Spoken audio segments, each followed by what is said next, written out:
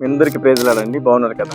చూడండి, మనం చెప్పే స్తుతి, మనం చెప్పే స్తోత్రం విశ్వాస సంబంధమైనదైతే అపవాది గుండెల్లో 10 బాణాలు, ఒక స్తోత్రానికి 10 బాణాలు వెళ్ళి గుచ్చుకుంటాయంట. నువ్వు విశ్వాసంతో భయభక్తులు కలిగి దేవుని మీద నమ్మిక కలిగి స్తుతి చెల్లిస్తూ ఉన్నప్పుడు అపవాది గుండెల్లో ఒక్కొక్క స్తుతికి 10 బాణాలు వాడి గుండెల్లో గుచ్చుకుంటూ ఉంటాయి. చూడండి, మన ఇంట్లోనైనా దేవుని సైన్లో అయినా ఎల్లప్పుడూ స్తుతి చేయువారంగా ఉన్నప్పుడు అపవాది సైన్య సమూహానికి వాడు బలహీనుడైపోతా ఉంటాడు. వాడి కార్యములన్నీ లయపరచబడతా ఉంటాయి. అందుకే యేసుక్రీస్తు ప్రభు ఆరోహణం అయిపోయేటప్పుడు శిష్యులకు చెప్పింది ఒకటే మాట, దేవాలయంలో ఉండి స్తోత్రం చెప్పండి. ఆ మాట మీకు చూపిస్తాను. లూకాసు వార్త 24వ అధ్యాయం చివరి మాట, వారు యెరూషలేమునకు మహానందంతో వెళ్ళి ఎడతెగక దేవుని దేవాలయంలో ఉండి దేవునికి స్తోత్రం చేయించింది. దేవునికి స్తుతిగా ఏం చేశారు? స్తోత్రం చెప్తా ఉన్నారు. అగ్ని జ్వాలలు నాలుక వంటి కనబడి పరిశుద్ధాత్మ అభిషేకంతో నింపబడి అప్పటి నుంచి దేవుని పని చేయడానికి వాళ్ళు సిద్ధపడ్డారు.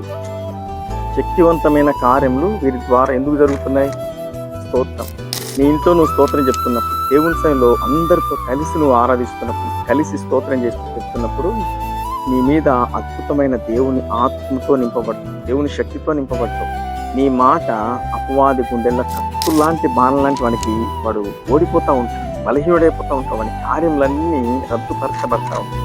అందుకే స్తుతి ఆపకండి, స్తోత్రం చెల్లించడం మానకండి. ఎంత కష్టం వచ్చినా, ఎంత బాధ వచ్చినా, ఎంత శోధనలో ఉన్నా కూడా నీ ఇంట్లో స్తోత్రం ఆపకుండా స్తుతియాగం అర్పిస్తూ ఉన్నప్పుడు నీ ఇంట్లో అన్నీ కూడా సాతాను బలమంతా, సాతాను ఆలోచనలన్నీ వ్యర్థపరచబడతాయి. ఈరోజు కొంచెం శోధన రాగానే స్తోత్రం ఆగి, కొంచెం ప్రాబ్లం రాగానే స్తుతి ఆగిపోతుంది. స్తుతి ఆగిపోతే వాడు బలవంతుడే నీ ఇంట్లోకి వచ్చి కూర్చుంటాడు. వాడిని బలహీనుడు చేయాలంటే స్తోత్రం ఆపకు, స్తుతి చెల్లిస్తూనే ఉండు. దేవుడు నీ ఇంట్లోకి వస్తాడు. నీ జీవితంలో ఒక అద్భుతమైన కార్యం, ఆశీర్వాదం, గొప్ప కార్యములు, నీకు మేలు ఎన్నో చేయబోతుంది. అటువంటివి తన శిష్యులకు కూడా జరిగించాడు. వారి ద్వారా గొప్ప కార్యములు చేశాడు. అదేవిధంగా ప్రభు నీ కుటుంబానికి చేయబోతుంది. తప్పకుండా మీ జీవితంలో ఆయన ఆశ్చర్య కార్యములు జరిగించును కాదు. ఆమేన్.